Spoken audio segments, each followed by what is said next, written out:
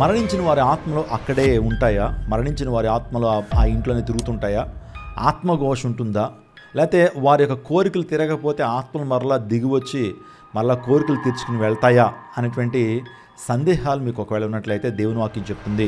ప్రసంగి గ్రంథము 12వ అధ్యాయం 7వ వచనం, మన్నైనది వెనుకటి వల్లనే మరలా భూమికి చేరును, ఆత్మ దాన్ని దయచేసిన దేవునింతకు మరలా పోవును. చూడండి, ఒక వ్యక్తి మరణించగానే తన ఆత్మ నిత్యత్వంలోకి వెళ్ళిపోద్ది.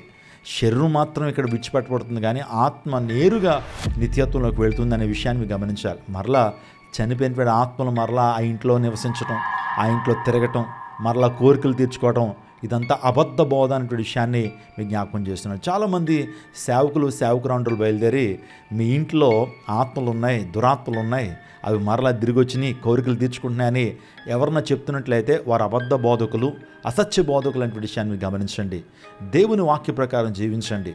అనేక మంది అబద్ధ బోధకులు వస్తారని, అబద్ధ ప్రవక్తలు వస్తారని, అంత్యదినాల్లో వీరు ప్రబలుతారని, సత్యం కనుమరుగైపోతుందని దేవుని లేఖనం స్పష్టంగా తెలియజేస్తుంది. కాబట్టి సత్యాన్ని పట్టుకుందాం, దేవుని వాక్యాన్ని విశ్వసిద్దాం, అబద్ధ బోధకులకి ఎడంగా జీవిద్దాం.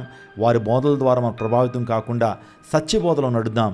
సత్యం మిమ్మల్ని సొంతంగా చేస్తుంది. యేసుక్రీస్తు ప్రభువు సత్యమైనటువంటి దేవుడు, ఆయన సత్యంలో స్థాపించునుగాక. ఆమేన్.